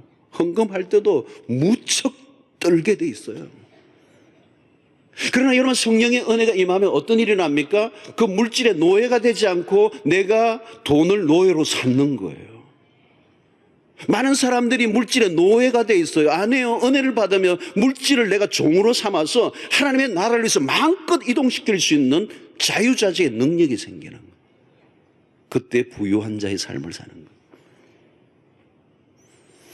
영적 계산법에는 나누면 뺄셈이 아닙니다. 나누면 덧셈이 되는 거예요. 신기한 것은 나눌 때 기쁨이 오고 나눌 때 만족이 오는 겁니다. 이것은 내가 벌 때 쌓을 때의 기쁨과 비교할 수 없는 퀄리티의 기쁨이 나눌 때 주어지는 것을 아는 사람만 아는 것이죠. 이것은 놀라운 신비예요. 돈을 벌 때보다 훨씬 더 높은 수준의 풍요로움이 나눌 때 찾아온다는 겁니다. 그러니까 여러분 요즘 미국에서 일어나는 그런 기부운동이라든가 이런 것들은 오늘 한국이 또 한국 그리스도인들이 배워야 할 매우 중요한 가치라고 생각해요. 자, 오늘 마지막으로 가진 것에 대한 심판을 기억해야 합니다. 종말론적인 관점을 가르쳐주고 있습니다. 심판의 날이 온다는 거예요. 우리가 가지고 있는 모든 것은 책임이에요. 여러분, 어떤 분은 부를 많이 가지고 있지 않은 분은 하나님께 그래요. 책임을 안 맡기셨구나. 돈이 많으면 여러분 책임을 져야 돼요. 감당해야 돼요. 그건 심판이 되는 거예요. 1절 보십시오. 부한자들아 너에게 이 말 고생으로 말미암아 울고 통곡하라. 3절 말세의 제물을 쌓았다. 말세라는 단어가 4절 하반절에 추수한 자의 우는 소리가 만군의 주의 귀에 들렸다. 5절에 살육의 날에 다 심판에 대한 얘기를 하고 있습니다. 반드시 결산을 한다는 거예요. 우리의 회개 장부는 하나님 앞에 열람된다는 거죠. 대차 대조표를 보신다는 거예요. 우리에게 주어진 것들에 대한 회개 처리를 정확하게 하시고 감사를 하실 거라는 거예요. 하나님 앞에서 이중장부는 안 통한다는 거예요. 기록되지 않은 것들까지 추적 가능한 거 요즘 다 조회하잖아요. 불의하게 행한 것들이 있다면 하나님 심판이 있는 것입니다. 심판의 기준은 뭘까요? 부가 탐욕의 도구로 사용했는가 아니면 하나님의 나라 이웃을 위해 사용했는가. 하나님의 심판 2절에 스스로 또 심판을 얘기하죠. 3절 너희 힘과 은은 녹이 쓸었으니 이 녹이 너희에게 증거가 되면 불같이 너희 살을 먹으리라. 이건 뭘까요? 스스로 망하게 된다는 거예요. 물질을 하나님의 뜻과 그 목적에 맞게 사용하지 않고 스스로 쌓고 자기만 위해 쓰면 결국은 그게 스스로 망하게 된다는 거예요. 무서운 얘기죠, 여러분. 여러분, 오늘날 이 부의 문제는 핵심 중에 핵심이에요. 거대한 물질들이 어디로 흘러가는가에 따라 역사의 중심축이 바뀌는 거예요. 물질이 몰리는 곳에 사건들이 일어나잖아요. 좋은 사건도 일어날 수 있고 악한 사건도 일어나고. 얼마 전에 교황이 그런 얘기 했잖아요. 교황이 되자 말자 로마 교황이 캐톨릭 교황이 한 말이 뭐예요? 이 마피아들에 대한 이탈리 마피아에 대한 막 그 포고를 선전포고를 했잖아요. 이 마피아들이 뭐예요? 돈을 갖고 있는 거예요. 돈이 몰리는 거예요. 돈이 몰리면 어때요? 악을 행하는 거예요. 막 정치인들 결탁을 하고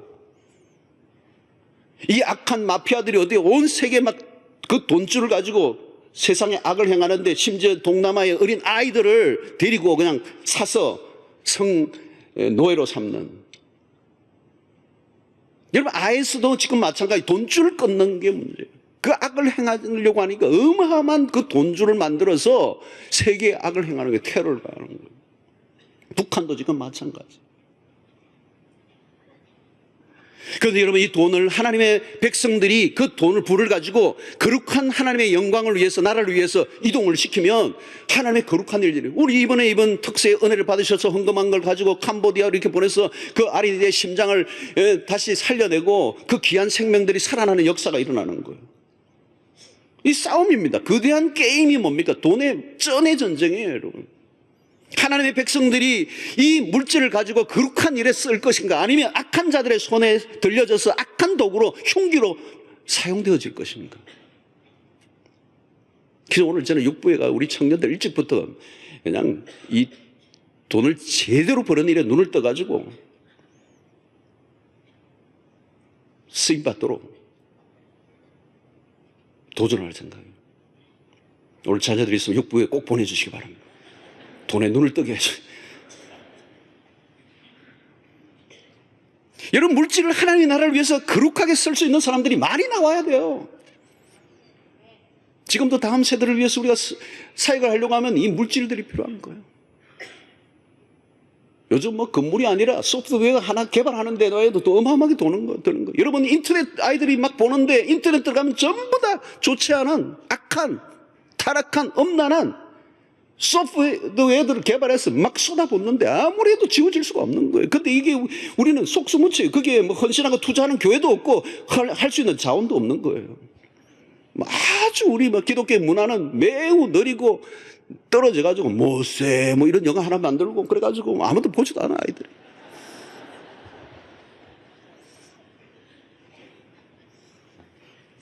최근에 우리 교회 홀로 사시는 권사님 한 분이 자기 재산에 당신의 재산 전부인 아파트 한 채를 살아계신데 기증을 하셨어요, 교회에. 그냥 살아계시는데 아파트 그냥 기증하겠다. 여러분, 요즘 유산 문제로 야단이잖아요. 돈 문제로 사랑해야 할 형제가 전쟁을 치러요. 너무 많아요. 너무 많아. 요즘 부모들도 그냥 자식에게 돈 안 주고 각서받고 돈 주잖아요. 효도할래? 일주일에 몇 번 올래? 뭐. 여기 어르신들 그냥 주지 마세요. 그래 최근에 법정에 그 선고가 났잖아요. 그렇게 각서를 쓰고 부모의 돈을 가져갔는데도 효도를 안 하니까 다시 일을 재개했잖아요. 그래서 부모가 이겨서 다시 돈 뺏어온 거예요. 이 얼마나 기가 막힌 얘기예요. 현실이에요, 여러분. 보험금을 노리고 배우자들을 죽이는 일들이 많아요. 그럼 최근에 여러분 고액의 보험을 아내나 남편이 들었으면 사랑을 확인해 보세요. 사랑하고 있구나. 돈 때문에 행복하기보다 불행해져 버린 세상을 우리가 살고 있습니다. 돈의 방향을 정해야 돼요, 여러분. 돈이 눈이 멀면 큰일 나는 거예요, 여러분. 어느 쪽으로 흘려보내야 될지에 따라 인생이 결정되는 것입니다. 여러분, 소명이 분명한 사람들은 돈이 생기면 소명의 방향으로 내 인생이 딱 정방향되어 있기 때문에 돈이 들어오면 그 소명으로 가는 거예요. 근데 내 삶의 목적과 방향과 소명이 분명하지 않으면 이 돈은 사치와 방탕과 타락으로 가게 되는 길목에 서 있는 위험한 인생을 선택하게 되는 것입니다. 저는 사업을 하시는 교인들이나 기도를 해드려도 그분의 신앙 상태에 대한 확인을 하는 거지, 이 돈을 잘 많이 벌 건가 말 건가, 그건 그 다음의 문제예요. 돈의 위험성이 얼마나 큰가를 알고 있기 때문입니다. 물질에 대한 우리의 태도가 분명해야 됩니다. 여러분, 돈 때문에 살지 마세요. 돈이 부자가 되게 할 수는 있을지 모르지만 부유한 삶을 사는 것은 다른 차원입니다. 우리가 돈보다 가치 있는 존재들이죠. 돈 많이 버는 사람 많아요. 그러나 돈 버는 것만을 위한다면 그건 하나님에게서 전혀 관심이 없는 영역이에요. 벌 이유, 쓸 이유가 분명해야 돼요. 왜 버십니까? 나누기 위해서요. 나눔의 기쁨을 알고 있다면 그는 축복받은 사람입니다. 선한 사업의 부한자가 되라고 말씀하셨습니다. 선한 사업의 부한자가 되라고 디모데서에서 말씀하는 것은 선한 사업에 한 번씩 기부하라는 얘기가 아니에요. 항상 삶의 영역이 선한 사업을 위하여 내 삶이 드려지는 방식이 되어야 된다는 것. 하나님은 나눌 줄 아는 사람, 하나님의 나라를 위해 멋지게 사용할 줄 아는 사람, 약자에 대한 섬세한 배려를 할 줄 아는 사람을 찾고 계세요. 여러분은 어떻습니까? 그냥 돈을 가진 부자가 아니라 질 높은 삶을 가진 부유한 자로, 때로는 물질의 유무와 상관없이 가난한 자 같으나 나는 부한 자가 되었다라고 바울이 고백했던 것처럼 물질의 유무와 상관없이 믿음의 부유한 자로서 살아갈 뿐만 아니고, 물질을 주시면 그 물질로 하나님을 위해서 정확한 정방향, 목표를 세워서 하나님이 이 일을 위하여 내 삶을 드리고 싶습니다. 이 물질을 쓰고 싶습니다. 이 일을 위하여 쓰고 싶습니다. 분명한 물질의 목표와 방향을 잡으시고 여러분들의 삶에 함께 하시면 하나님이 그 일을 도우시고 역사해 주실 줄로 믿습니다. 그러지 않고 하나님 돈 많이 벌게 해주십시오. 그러면 하나님이 이 도둑놈아 그래요. 하나님이 많이 당하셨어요? 많이 속으셨어요? 정확한 목적과 방향을 잡으시고 부를 통하여 하나님의 나라를 위하여 기여하는 여러분들 되시길 바라고, 부와 상관없이 나에게 주어진 현실 속에서 주님의 나라를 위해서 하나님이 주신 만큼 나누고 베풀고 섬기고 이 세상을 더 아름답게 하는 일에 쓰임받는 여러분들 되시길 주의 이름으로 축원합니다. 오늘 우리 시대는 어느 시대보다 이 부의 불균형, 소위 말하면 이 양극화의 문제, 아마 지구촌의 가장 현안이고 최대 이슈라고 생각합니다. 경제적 여러 가지 이 변화에 따른 이 자본주의, 중국까지도 이제 자본주의화되어가는 이 모든 시대 속에 결국은 이 부가 어떻게 균형을 이룰 것인가, 또 양극화의 현상을 어떻게 극복할 것인가, 또 이런 문제가 분배가 이슈가 되게 되겠고, 결국은 이 문제는 우리가 어떻게 함께 공존할 것인가의 문제로 이제 압축이 되겠습니다. 여기에 따라 이념의 갈등이 생기고 사회의 모든 계층들의 갈등이 생기면서 우리 쉽지 않은 이슈를 정치, 경제, 사회 모든 영역에서 다루어야 되는 아주 어려운 시대를 맞고 있습니다. 어떤 해법이 그렇게 쉽지는 않은 그런 시대인데요.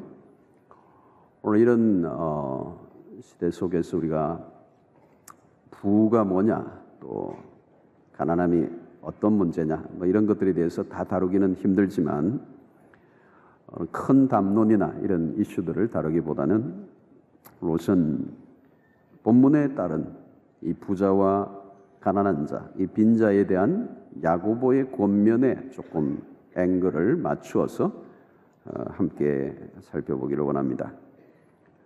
야고보는 오늘 두 부류의 사람을 언급하죠. 부자와 가난한 사람에 대한 이야기입니다.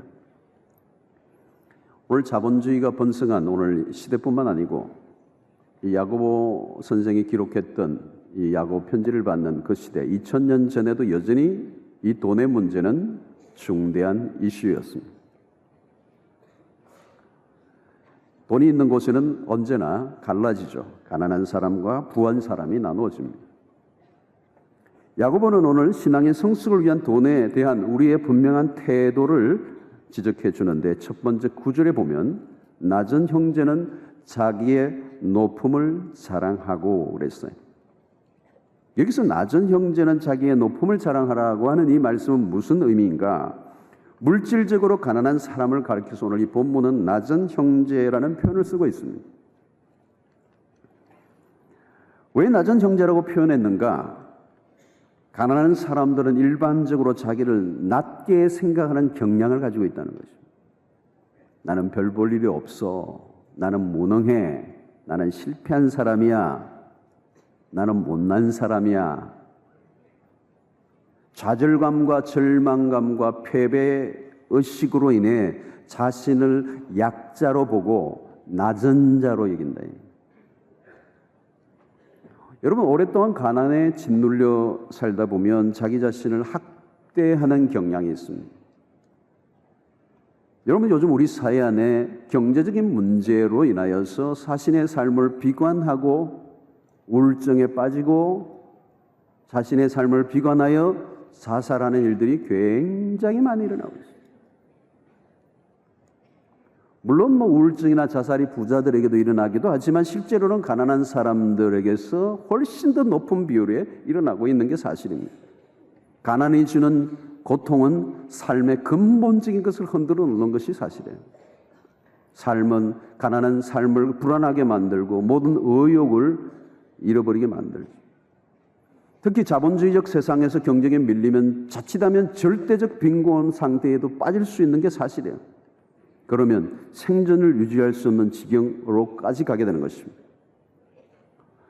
오늘 모든 세상의 구조들이 돈으로 돌아가는, 돈이 굉장한 영향력을 가지고 돌아가는 이 세상 속에서 우리는 자칫하면 이 가난의 문제가 우리의 인생의 생명을 쥐는, 영향을 주는 요소가 될 수 있는 겁니다. 여러분, 가난함이 주는 것에 참 위험한 건 뭐냐면 우리 가난함 그 자체보다 더 경계해야 될 것은 자존감의 문제입니다. 자존감의 상실이, self-esteem입니다. 물질에 대한 성경적 관점을 우리가 잘 정리하지 않으면 가난으로부터 오는 그 가난 그 자체보다 그 가난함으로 오는 정신적, 정서적 그 열등감, 자존감의 상실이 더 큰 자신의 인생을 고통으로 몰아갑니다. 자, 여러분, 어떻게 해야 되죠? 어떻게 해야 낮은 형제가 자기의 높음을 자랑할 수 있는 단계로 갈 수 있느냐? 첫 번째로 우리가 생각할 것은 물질이 사람을 평가하는 기준이 될 수 없다는 사실을 우리가 기억해야 돼요. 사람에 대한 평가는 물질로 매길 수가 없습니다. 물질의 유무에 따라 인간의 가치는 전혀 연관이 없어요. 별개예요. 자본주의는 물론 사람을 돈으로 계산합니다. 연봉에 따라 사람의 가치를 논합니다. 그러나 여러분, 신자는 그런 세속적 관점의 평가에 우리의 자신을 내맡기면 안 돼요. 성경적 관점은 전혀 달라요. 우리는 모두 하나님의 사랑받은 하나님의 자녀들로서 한 사람 한 사람이 모두가 가치 있는 존재요. 그 가치는 하나님의 아들 예수 그리스도가 십자가에 죽으심으로 우리 모두에게 충분히 입증이 된 것입니다. 너무너무 귀해요. 그래서 성경의 관점은 천하보다 귀한 인간이다. 누가요? 한 영혼이, 한 영혼. 그러므로 여러분, 높음을 자랑해야 할 이유는 물질의 유무와 상관없이 그리스도 안에서 나에게 주어진 신분 때문에, 신분 때문에. 그래서 1세기의 그리스도인들이 비록 사회적으로는 아무것도 없는 속수요 약자의 모습이지만 하나님의 자녀로서의 영광스러운 신분을 잃어버리지 않고 자기 자신을 너무 학대하고 낮추지 말고 당신을 자랑스럽게 여기고 높이라는 거예요. 여러분, 사실 외적인 조건들은 일시적인 것들이에요. 부자다 가난한 자다, 이것은 어떤 한 시간 속의 때에 그 자신이 가지고 있는 상태를 말하는 것이고, 그 상태는 언제든지 가변적이고 바뀔 수 있는 것들이에요. 그러나 그리스도 안에서 주어진 하나님의 자녀됨의 신분, 그 정체성은 변함이 없는 것입니다. 변함이 없는 것입니다. 그러므로 돈의 유무에 의해서 우리는 그리스도 안에 있는 우리의 존귀한 신분을 영향을 받지 않는다는 사실을 우리가 분명히 붙잡아야 되는 것입니다.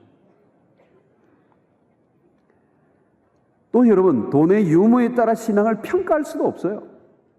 유명한 청교도 목사인 셰물 월러드라고 하는 사람은, 윌러드는 부자가 하나님의 사랑의 증거가 아니듯이 가난도 그의 진노나 미움의 증거가 아니다. 그 부 자체를 하나님의 증거일 수도 있고 아닐 수도 있는 거예요. 그렇죠? 안 믿는 사람들도 얼마나 이 부를 가질 수 있어요. 또 내가 가난하다라고 하는 그 자체가 하나님의 진노나 미움의 증거다, 그렇게 결론을 맺고 있으면 안 된다는 거예요. 전혀 아닐 수 있다는 거예요. 특히 야고보가 강조하려고 하는 것은 뭐냐면, 그리스도로 인하여 가난할 수밖에 없던 사람들은 자신을 폄하하거나 절대로 자신을 무시해서는 안 된다. 또 누구의 무시와 누구의 평가에 휘둘리지 말라. 자신의 높은 위치를 당당하게 자랑하라.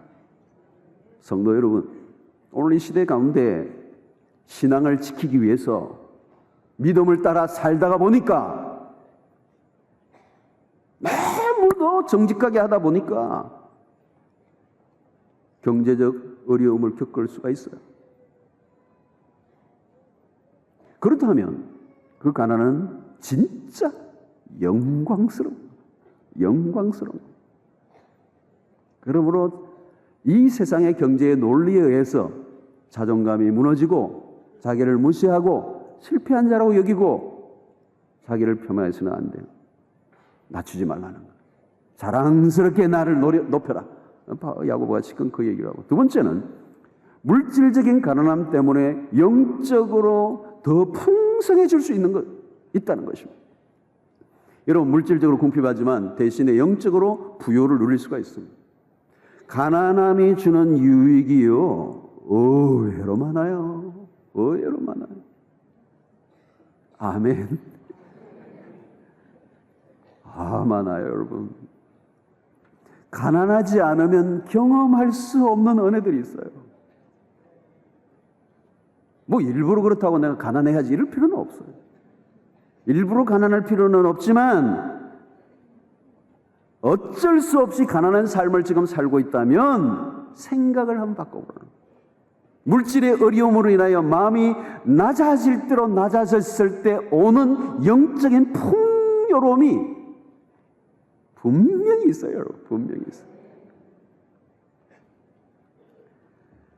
나에게 자랑할 것이 아무것도 없다는 상태가 어떻게 보면 영적인 축복을 누릴 수 있는 순간이에요.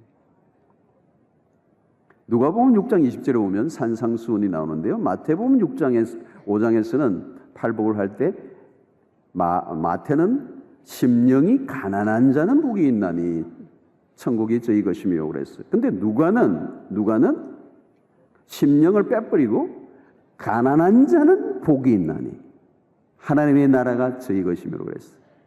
이 누가의 관점은 실제로 가난한 사람.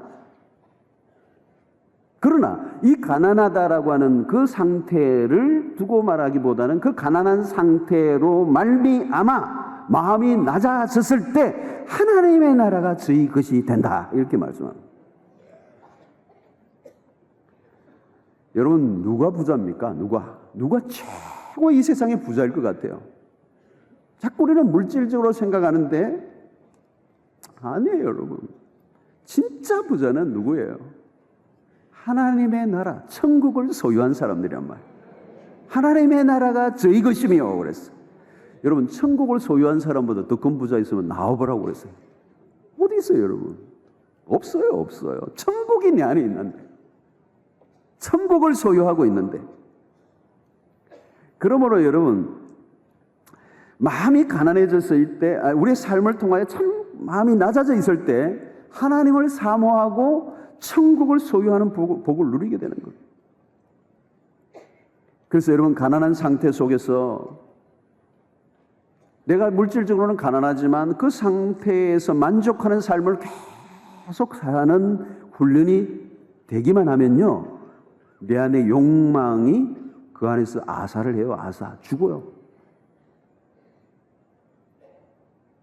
가난한 상태 속에서도 만족을 유지할 수 있는 훈련만 된다면 욕망은 힘을 잃어요.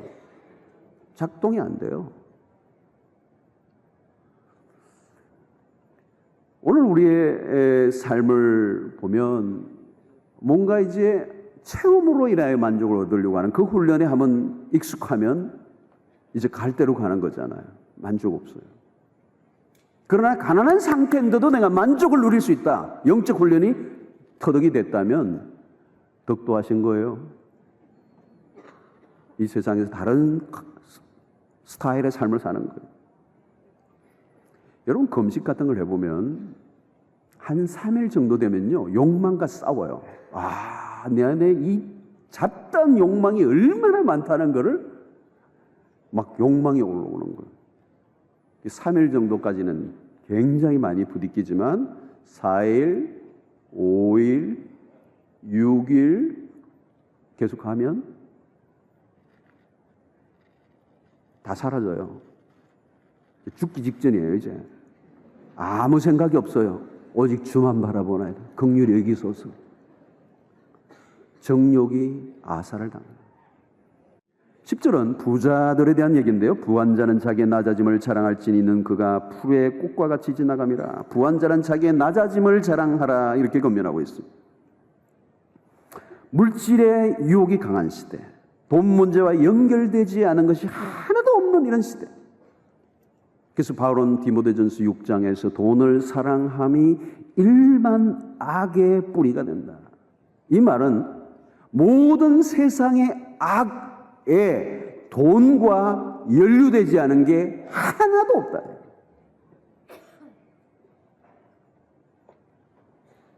그래서 성경은 유독 부한 자에 대한 경고가 많은 이유는 부함으로 오는 위험성이 가난함으로 오는 위험보다 더 높기 때문에 부에 대한 경고를 많이 하고 있습니다. 자, 그렇다고 해서 그리스도인들이 부에 대해서 너무 소극적이거나 부정적인 태도를 가진다면 이 세상의 모든 경제를 안 믿는 불신자들이 불의한 방법으로 사용한다면 이것도 문제가 됩니다. 그래서 저는 성경적 건강한 관점을 가진 그리스도인 기업인들도 많이 일어나야 된다고 믿습니다. 돈 자체는 나쁘거나 좋거나 하는 게 아니에요. 중성이에요. 뉴트럴, 중성이에요. 그게 나쁘다, 좋다 할 수 있는 게 아니에요. 성경 안에도 거부들이 굉장히 많이 나와요. 아브라함도 거부고, 이삭도 거부고, 야곱도 거부였고, 욥도 거부였고, 솔로몬도 거부였고, 거부였어, 거부. 존 웨슬리라고 목사가 그 얘기를 했죠. 가능한 많이 벌라. 가능한 많이 저축해라. 가능한 많이 나누어라. 벌고 저축하는 결론이 어디로 가느냐 하면 나누는 것으로 가요. 여러분, 돈은 파워예요. 그 돈은 파워. 대단한 위력을 갖고 있습니다. 여러분들이 다 인정하시죠? 무엇보다도 인간의 타락한 본성과 돈이 연결이 되면 이게 심각해지는 겁니다. 이게 심각해지는 겁니다. 무엇보다도 예수님께서는 마태복음 6장에서 너희는 하나님과 재물을 겸하여 섬길 수 없다 이렇게 말했습니다. 한 가지를 선택하여 겸하여 섬길 수 없다. 그 말은 주님이 돈을 바라보았던 관점이 굉장히 깊은 해안을 갖고 있어요. 하나님과 견줄 만한 신적인 영향력을 가지고 있는 파워, 그게 돈이다. 여러분, 사람이 돈을 통제하는 것보다 돈이 사람을 지배하는 경우가 훨씬 더 많습니다. 우리가 돈을 소유하면 돈을 다스리고 통제할 수 있을 것처럼 생각하지만 아니에요. 돈이 나를 지배합니다.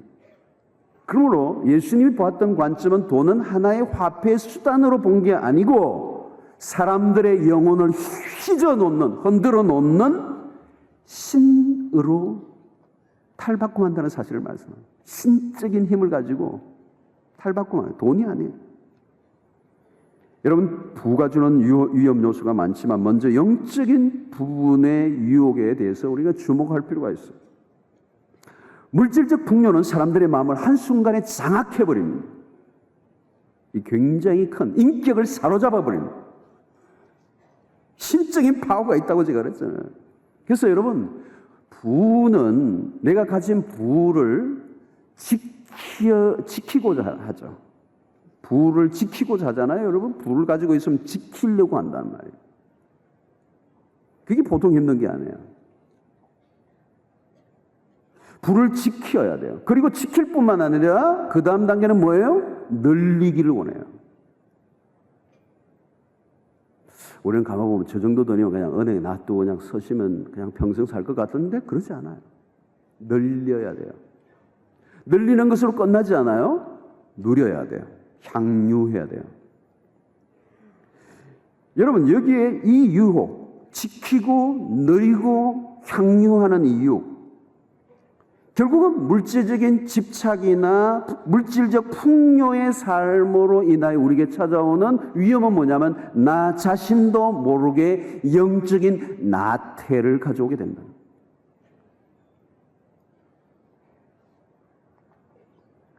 여러분, 물질적인 안정된 삶은 하나님보다 물질에 더 몰두할 위험성이 높아진다. 물질에 마음이 빼앗길 가능성이 굉장히 농후해진다. 성도 여러분, 가끔 어떤 분은 그래요. 나에게 돈을 하나님이 많이 좀 주시면 하나님 일에 많이 헌신하고 섬기겠습니다. 다소 순진한 기도를 하시는 분이 계세요. 하나님이 그러세요. 그냥 지금 열심히 해라.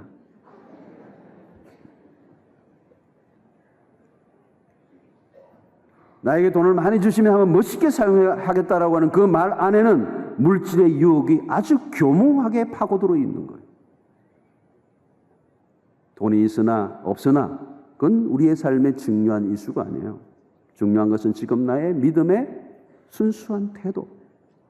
있는 지금의 상태에서 최선을 다해 순수함으로 주님을 온전히 섬기는 걸 원하세요.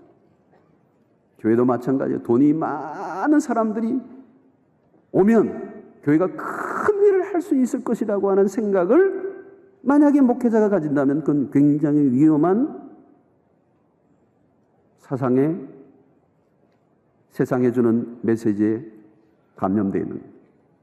하나님은 그냥 하나님이 하실 일을 하시는 것이지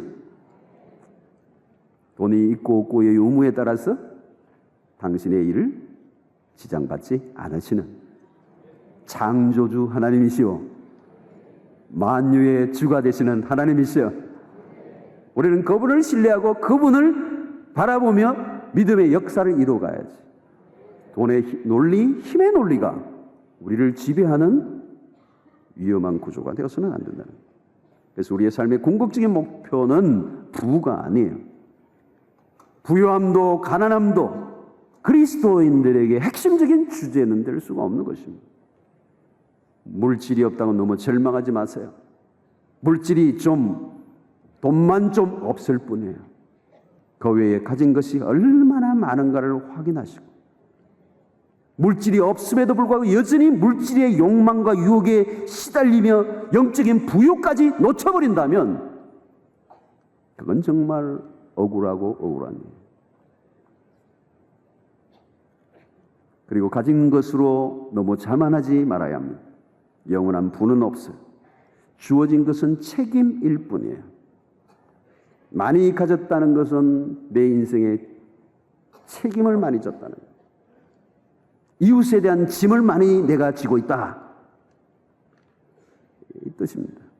물질의 풍요로 영적 빈곤의 위험성이 높다는 사실을 인식하고, 내가 하나님을 진짜 의지하고 있는지 물질을 의지하고 있는지를 날마다 확인하고, 내 신앙의 세계가 물질 때문에 손해를 보는 일들이 없도록 영적인 경계심을 갖추고 살아야 할 줄로 믿습니다. 참된 부요란 하나님 안에서 주어지는 것입니다. 하나님으로부터 오는 것입니다. 하나님을 소유한 자들에게 오는 것입니다. 그 하나님 안에서의 부요함이 내 주변에 일어나는 오늘 모든 문화가 주는 메시지로부터 나 자신을 자유하게 만들 것이고, 흔들리지 않게 될 것이고, 하나님 안에서 자족하는, 만족하는 삶. 바울 사도가 빌립보서에 얘기했던 것처럼 내가 어떤 형편에 처하든지 자족하기를 배웠다.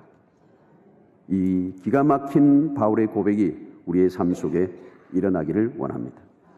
물질이 있고 없고의 문제와 상관없이 어떤 상황 속에서도 하나님만을 바라보고 그분 안에서 기쁨과 만족을 누리는, 그래서 이 물질의 문제로 인하여 내 삶에 어떤 영적인 태도에 흔들림이 없는, 여전히 하나님만을 섬기는, 있고 없고에 상관없어 여전히 하나님을 섬기면 있는 것도 없는 것도 그 모든 것은 하나님의 거룩한 백성들이 살아가는 일의 부수적 도구일 뿐이고, 내 신앙의 정체성과 삶의 본질은 잃어버리지 않게 될 것.